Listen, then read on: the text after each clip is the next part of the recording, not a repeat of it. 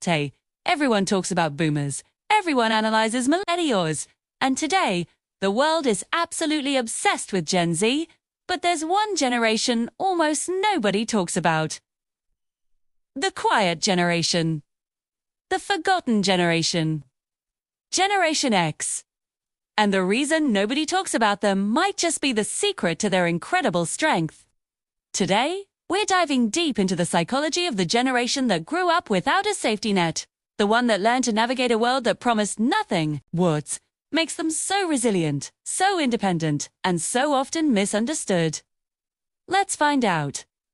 First, who exactly is Generation X? Demographers place them as being born between 1965 and 1980. This puts them right between the massive baby boomer cohort and the much-talked-about millennials. Their childhood was a time of massive social and economic change. Divorce rates in Western countries were skyrocketing, reaching all-time highs. This meant that for the first time, a significant number of children grew up in single-parent homes or with blended families. On top of that, economic pressures meant that often both parents had to work, or a single parent worked even longer hours.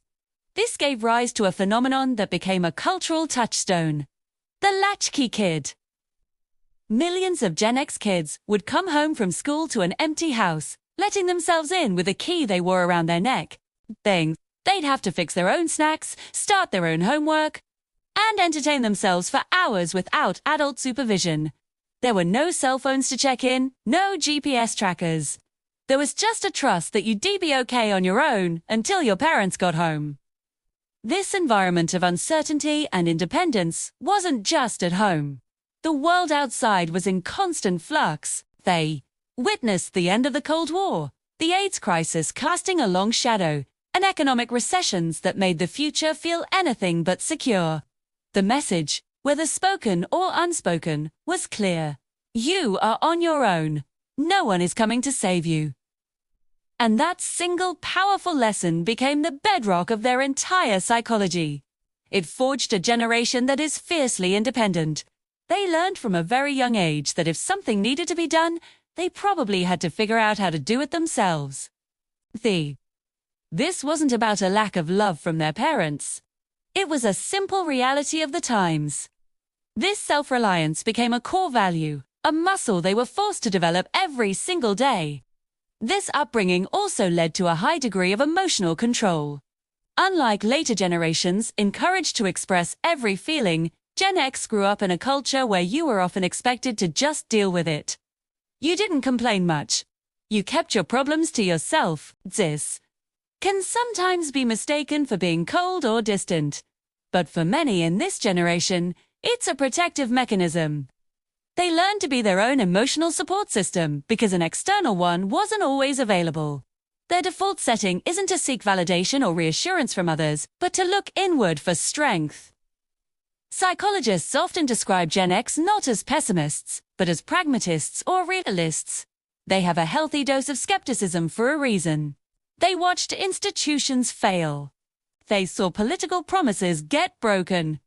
They were marketed to relentlessly as kids, so they developed a built-in detector for inauthenticity. They don't trust easily, not because they're inherently negative, but because experience taught them that reality is often far more complicated and messy than the neat narratives people try to sell. Let's compare them for a moment. Compared to their younger siblings, the millennials, Gen X is generally less idealistic. For millennials, were often raised with a message, you can be anything you want to be. Gen X was raised with the underlying message of you better have a backup plan. This makes them less prone to grand sweeping idealism and more focused on practical, workable solutions. They believe in results more than intentions. Now, let's look at Gen Z compared to Gen Z, who grew up in a digitally native world of constant connection and self-expression. Gen X is far less expressive and much more They didn't grow up documenting their lives for an audience or measuring their worth in likes and shares. In fact, their entire youth was largely undocumented, existing only in their memories and a few faded photo albums.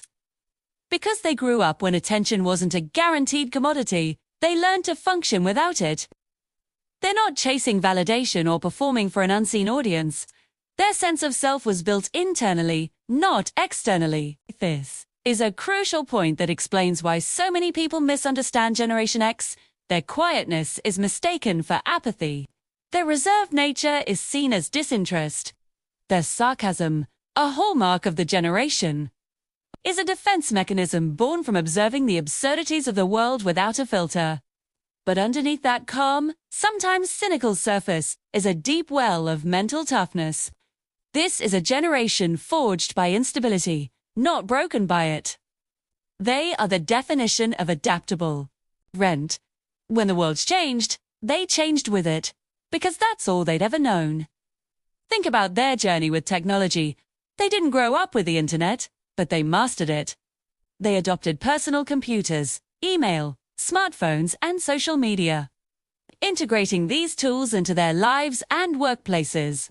They are a bridge generation, fluent in both the analog world of their youth and the digital world of today.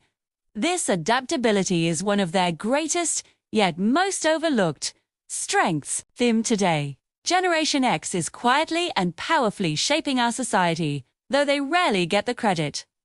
In the workplace, they are often the pragmatic managers who focus on getting the job done without a lot of fuss. They value competence and autonomy, both in themselves and in the people they manage. They're not interested in corporate cheerleading. They want to see results. As parents, they've often taken a different approach than their own parents. Having been latchkey kids, many have made a conscious effort to be more present and involved in their own children's lives, a direct reaction to their own upbringing. At the same time, they also try to instill that classic Gen X independence and problem-solving skill in their kids. And in times of crisis, whether it's a financial downturn or a global pandemic, you'll find Gen X is often the calm in the storm. They don't panic easily. They've seen things fall apart before. Nay, know that the only way through is to put your head down, figure out a plan, and execute it. They don't need the spotlight. They don't need a round of applause. They just get things done. And maybe that's the ultimate paradox of Generation X. The very reason they're so often overlooked is the core of their identity. They never asked to be seen. They weren't raised to believe the world revolved around them. Their defining trait is a quiet competence, a resilience born from being left to their own devices. They are the generation that learned to be strong because they had no other choice. Generation X isn't weak, and it isn't lost.